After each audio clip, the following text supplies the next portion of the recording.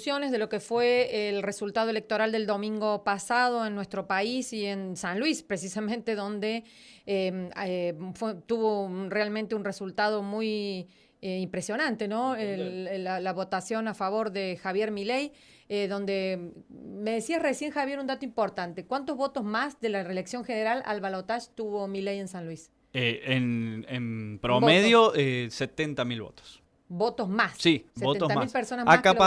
Acaparó, para ponerlo en cifras, todo lo que había dejado Bullrich, Schiaretti y Ujú. Bregman en la elección general de octubre. En Realmente, tanto sí. que, por ejemplo, si comparamos a octubre, Sergio Massa obtuvo apenas 10.000 votos más que Ujú. las elecciones del 22 de Claro, octubre. mira vos.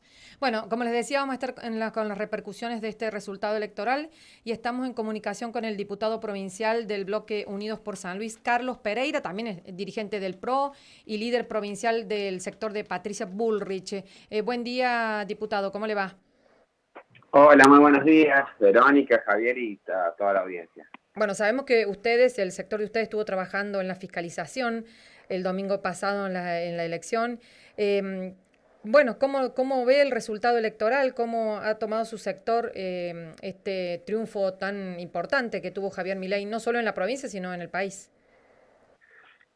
Yo, Verónica, lo había adelantado, había previsto ese resultado en ese esquema, teniendo muy presente lo que había ocurrido en el 2015, en el balotaje entre Mauricio Macri y Daniel Scioli, el cual Mauricio Macri saca casi 65 puntos en la provincia contra 25 de Daniel Scioli aproximadamente, ¿no? Lo había adelantado, lo había explicitado frente a algunas entrevistas que me habían hecho otros colegas tuyos. Así que en ese sentido no me sorprendió, no era arbitrario mi análisis, está sostenido en el caudal de un núcleo de voto duro que tenía Javier Milei en la provincia y en un caudal muy fiel que tiene un componente ideológico también muy contundente que es el de elector de Juntos por el Cambio en la provincia, ¿sí?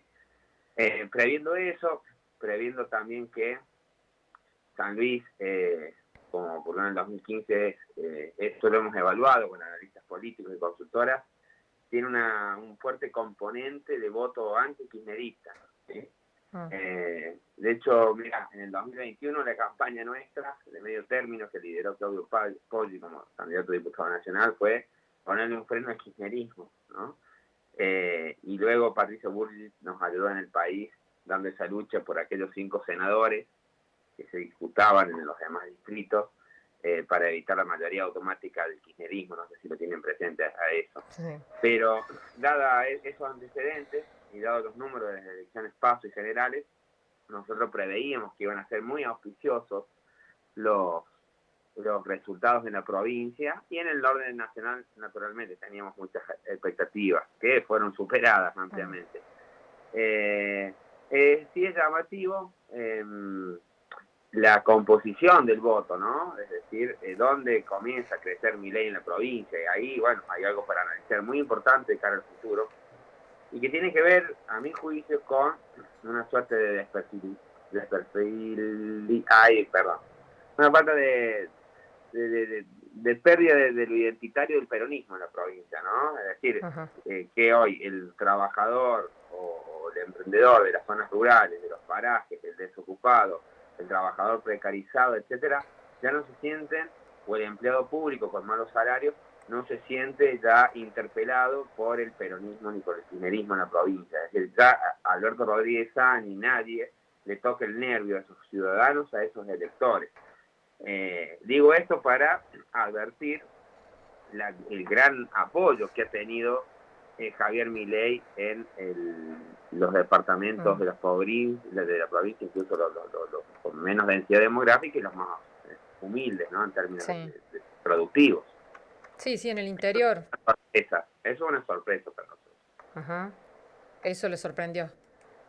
Sí, sí, nos ha sorprendido.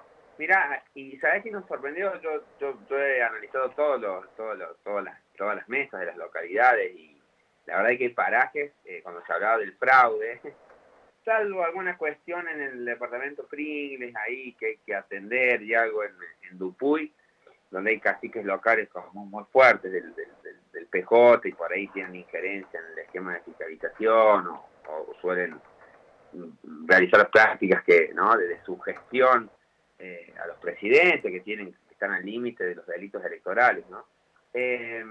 Hay lugares donde el 100% de los votantes, en mesas con poquitos electores, 10, 12, 4, los que fueron a la mesa votaron todos a Javier Milei, ¿sí? Así, hay una serie de pueblos que te podría dar los nombres, pero significa que el elector tenía la clara determinación de ir y ponerle el voto a la libertad avanza.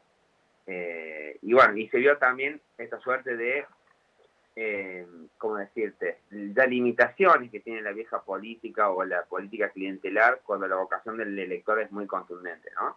Sí.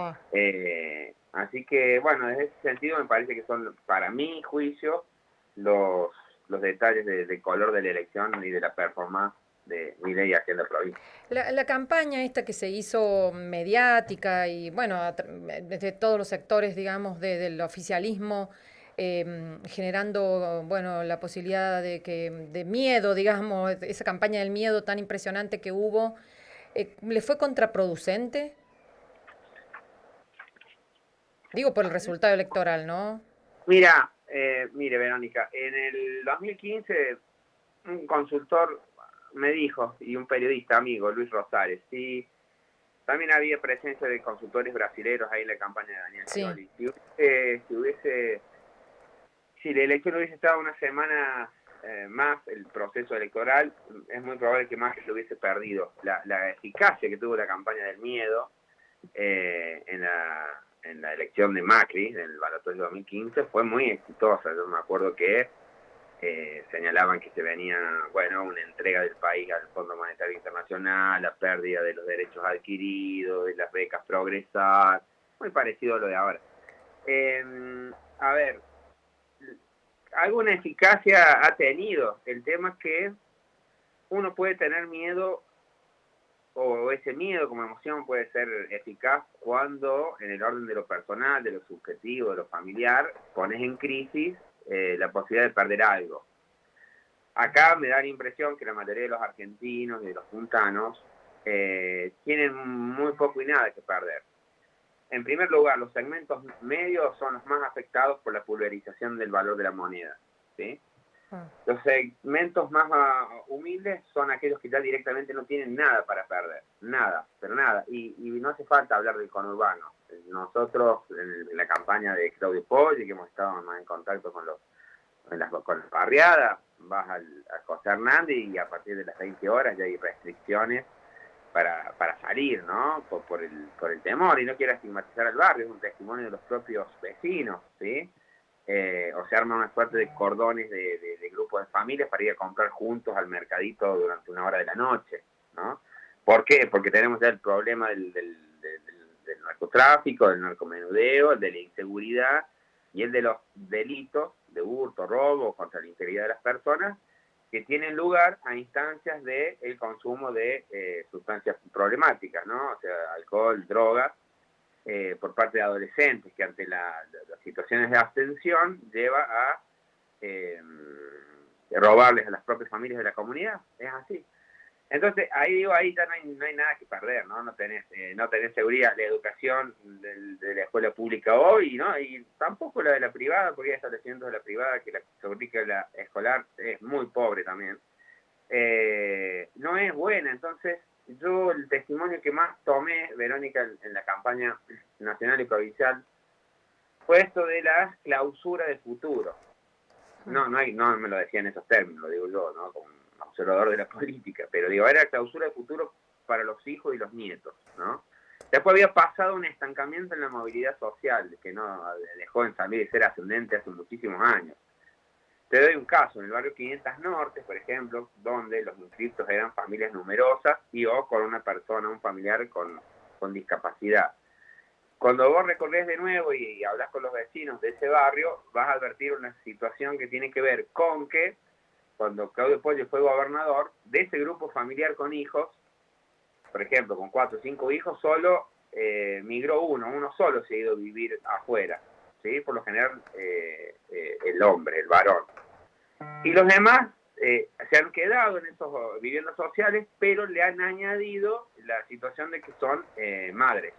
Entonces tenés en una trama familiar donde tenés un papá, una mamá, la mamá por lo general desocupada, el papá con un trabajo precarizado, los hijos también con problemas de ocupación, algunos con problemas de adicciones y a su vez la crianza de los nietos. Bueno, frente a ese escenario de falta de futuro, de una vida social y con limitaciones al acceso de los bienes de consumo, no hay nada que perder. Por eso para mí esta ineficacia del miedo en este contexto.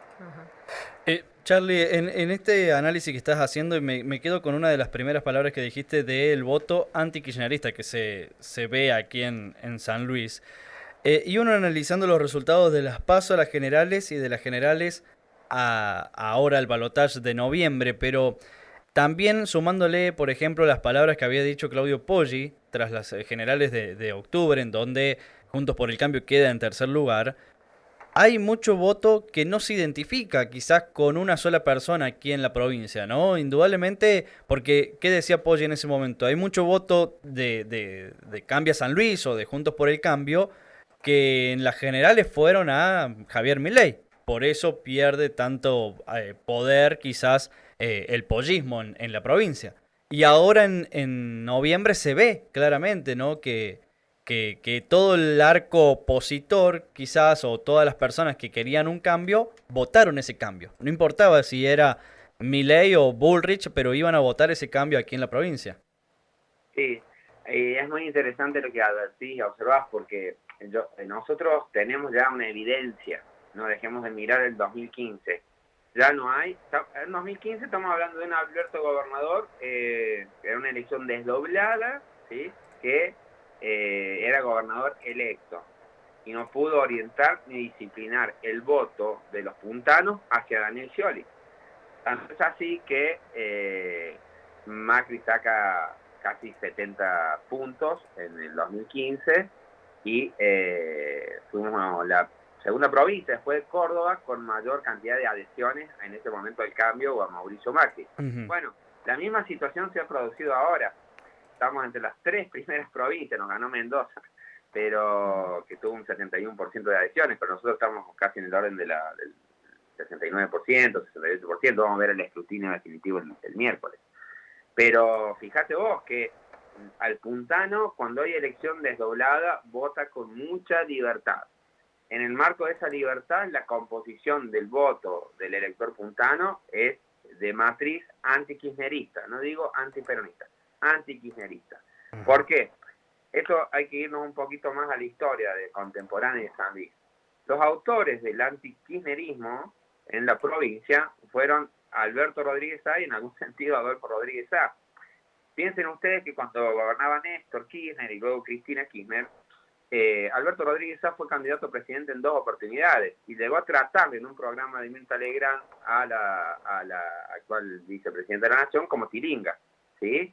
Entonces, en ese modelo político que tenía San Luis de enemistarse con la nación, promover la autonomía y la autarquía de las finanzas públicas provinciales, que en ese momento daban, siempre hubo una disputa y ahí, bueno, se asusó, vamos a decir, se promovió una mirada disvaliosa del kirchnerismo, ¿no? Ahí tiene su antecedente, yo no digo que esto sea lineal, ¿sí?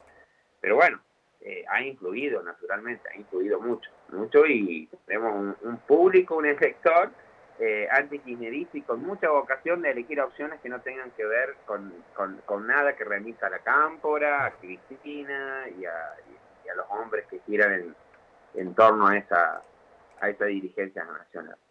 ¿Cómo puede repercutir este resultado en el gobierno de Claudio Poggi? Charlie, vos has sido parte de la campaña del el gobernador electo, pero también una persona que has trabajado mucho en la figura de Patricia Bullrich, obviamente, de la cual Poggi en algún momento no estaba apoyando y después se ha ido adaptando, obviamente, a lo que es Juntos por el Cambio. Pero ahora con un gobierno de Milei. ¿Cómo pensás que puede repercutir eso teniendo en cuenta también la situación que se presenta a partir del 10 de diciembre? Ajá, sí, muy buena la pregunta. Mirá, ¿qué pienso yo al respecto? Primero, yo destaco la posición de los gobernadores, de todos, ha sido muy prudente. Fíjate que ellos nunca hablaron de neutralidad. hablaron de libertad de acción, porque acá hubo mucha dirigencia, particularmente sectores del radicalismo nacional, que, sobre pretexto de la neutralidad, trabajaron por abajo para Sergio Massa. Dicho sea esto, he de destacar que en el orden provincial, el gobernador electo Claudio Poggi nos confirió a las fuerzas afines, como líder natural del espacio político de nuestro frente, libertad de acción. Y tengo la impresión para mí que a nivel institucional, creo que hemos sido la única fuerza que explicitó y salió de ese margen de ese marco de neutralidad que vimos en otros partidos afines o en otros dirigentes, y que explicitó su adhesión a Patricia Bullrich primero, a Javier Milei, ¿sí? ¿Por qué? Porque fuimos consecuentes con la decisión que tomaron nuestros líderes nacionales, que son Mauricio Macri y Patricia Bullrich, ¿sí? Vamos a hablar como en el barrio, no los dejamos a patas, como quien dice. Pero además no fue forzado. Yo hice un plenario de la línea que yo lidero, que me parece muy representativa del PRO de la provincia, que se llama la Fuerza del Cambio, y la adhesión fue unánime, tanto de universitarios, de profesionales muy destacados que integran el espacio, de los comerciantes, de los emprendedores, de las mujeres, de los jóvenes. Fue una adhesión unánime, no hubo ningún reparo ni nadie dejó de integrar con ganas ni participar con fervor del proceso electoral hacia el balotaje. Entonces, bueno, ahí yo creo que, mira, lo comenta Mauricio Macri anoche en Morales Solá, si tengo un poquito de tiempo y me lo permiten, cuento la anécdota. Macri lo lleva a Sergio Massa al foro de Davos, ¿sí? Que es un foro internacional de empresarios muy importante. Lo lleva en enero del 2016, a las semanas de haber asumido. Cenan ahí, estaba la esposa, la primera dama, Juliana Aguada, Mauricio Macri y Sergio Massa. Dije, Sergio, sos un hombre joven, tenés muchas calificaciones, más temprano que tarde vas a ser presidente de este país. Pero tenés que tener en cuenta algo que se necesita para llegar a ser presidente. Y le dice Massa, ¿qué es Mauricio? ¿De qué se trata? La confianza y la palabra, le señala él. Bueno, pero ¿cómo se hace eso?, le pregunta Massa. Bueno, sosteniendo lo que sos, aun cuando en términos personales no te convenga sostenerlo. Traído ese concepto, ¿no?, que está en la concepción de nuestro líder del espacio del PRO, no, nosotros como Grupo de San Diego fuimos consecuentes, aun cuando había en el clima una suerte de aire que parecía que hablaba de la ganabilidad de Massa después de haber sacado 37 puntos, ¿no? Pero bueno, nosotros fuimos consecuentes en esa dirección, y que creo que la crisis de representación política que viven muchas democracias latinoamericanas, que las hacen muy inestables. Vengo a estar en un congreso en Paraguay con el presidente de Paraguay y otros líderes del partido de centro-derecha, y vemos el caso de Perú, tiene que ver con la falta de legitimidad de los liderazgos, ¿no?, de la crisis de representación. Bueno, pero esto de pasarse y no creer palabra y pasar de un lado a otro, es lo que provoca en la sociedad el descreimiento con la clase política, y que, bueno, Milei muy hábilmente lo termina, sintetizando en el concepto de castas, ¿no? Pero, bueno, en lo provincial, ser consecuente, aun cuando no teníamos certeza del resultado. Te diría que hasta hace 15 días veíamos un escenario hasta perdidoso, ¿no?, frente a un Sergio Massa usando la caja del Estado, que se había parado muy bien en los debates. Bueno, así que eso, destacar en política hay que ser consecuente, tener palabra, y lo que quiero decir que por qué Mauricio le puso ventajita a Massa, porque después del foro de Davos, una de las primeras cosas que hace Massa es alentar con sus diputados una ley antidespidos que agravaba las indemnizaciones, y sabemos que los mercados y los inversores no se sienten alentados por países que no tienen reglas de juego claras, o donde las condiciones de contratación son gravosas, ¿no? Entonces, bueno, ahí comienza más a dejar de tener palabra con Mauricio y con Juntos por el Cambio, ¿no? Bueno, le agradecemos muchísimo, diputado, el análisis que ha hecho usted desde los resultados electorales, y bueno, seguramente vamos a estar en contacto ya por las cuestiones locales, porque quedan pocas sesiones también en la Cámara de Diputados provinciales, y también para ver qué repercusiones va a haber aquí en San Luis con este resultado electoral, que seguramente lo va a haber aquí en las diferentes instituciones como la Cámara de Diputados. Gracias, y respondo brevemente la pregunta, pero no he respondido. Creo que va a ser auspicioso por el gobierno de Poli y la presidencia de Javier Milei, porque pensemos que el Juntos por el Cambio, una parte de sus líderes, no vamos a co-gobernar con Javier Milei, pero sí vamos a acompañar y apoyar, y naturalmente hay un cauce de diálogo a través del expresidente Macri, a quien Claudio Poli conoce muy bien, y a mí me consta, esto una infidencia, pero cuando lo he visitado al expresidente, siempre ha tenido palabras muy elogiosas hacia Claudio Javier Poli, y no dudo que Mauricio es una buena interlocución con Javier Milei de cara a lo que pueda necesitar la gestión de Claudio Poli. Claro. Seguramente apoyo, y creo que le convenía mucho que ganara Milei, ¿no? Yo creo por esto que está usted diciendo. Sí, muy bueno para la provincia. Así que vamos a tener ahí más que todo porque compartimos los valores que tienen Macri y Patricia al adherir a Javier Milei y lo que expresa Javier Milei en parte de su plataforma, ¿no? Ahí hay que compartimos esto de creer en el progreso, en el desarrollo, en la iniciativa privada, en que el sueño del puntano no puede ser el empleo público, el sueño del puntano tiene que ser hacer lo que lo apasiona y sostenerse económicamente y tener un proyecto de vida a partir de lo que es él como persona y de acuerdo a los talentos que tiene. Pero bueno, será para otra entrevista. Sí, está bien. Muchísimas gracias, hasta luego. No, muy agradecido a ustedes, muy agradecido por el espacio. Bueno, hablábamos entonces con el diputado provincial, el representante del PRO en la legislatura provincial, el doctor Carlos Pereira. Él integra actualmente el bloque Unidos por San Luis y bueno, ya opinaba, por supuesto, daba su visión sobre el resultado electoral del domingo pasado en San Luis y en nuestro país. 8 de la mañana con 33, con 30